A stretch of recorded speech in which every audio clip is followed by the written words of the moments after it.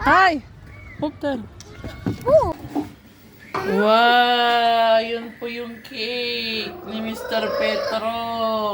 Hello guys! Nandito na po kami sa Park Lake Mall. Park Lake, hindi pala mall. Mall yung iba yun. So marami po naglalaro ng volleyball. And meron din dito. Jacob!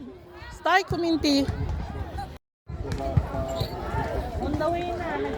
Kick the ball! Hi! Hi!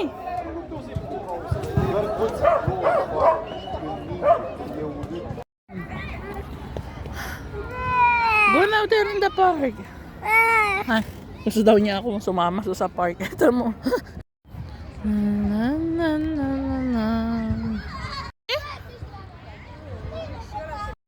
Go! Good, Daniel.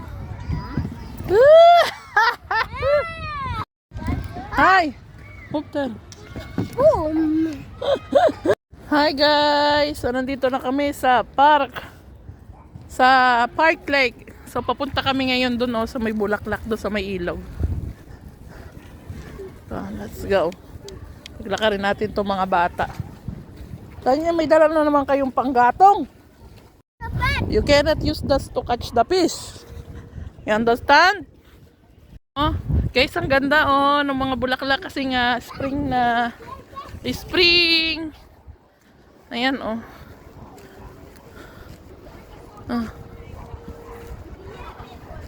Ang ganda. Ang ganda guys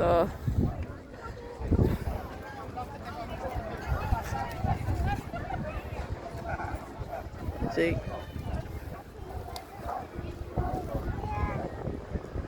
Guys, so pagod na ako.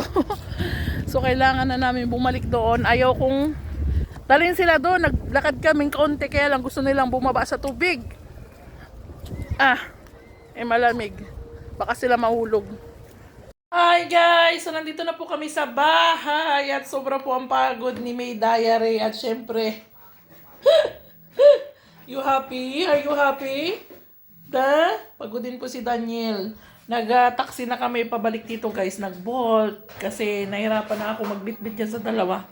Saka ayoko na mapagod si Daniel. Pagod. Nga pala guys, si Mr. Petro na doon sa taas kasi Jacob. Nag-bake siya ng cake at bumili po siya ng yung pang ganyan-ganyan. Nagagawa siya ng cake. Sabi ko mag-video siya ba? Para habang gumagawa siya ng cake is nabibideo niya para ma-edit ko mamaya at may upload. Actually, may for upload po siyang isa. Hindi ko pa rin siya na-edit. So, yun guys. Nakita ko nga pala guys si Princess Joy kanina sa Uniri. So, hindi ko siya nasama. Nalimutan ko mag-vlog kanina. Sayang. See what do you do? Did you make cake? Cake? Wow! Yun po yung cake ni Mr. Petro. Wow! Nag-bake na po siya.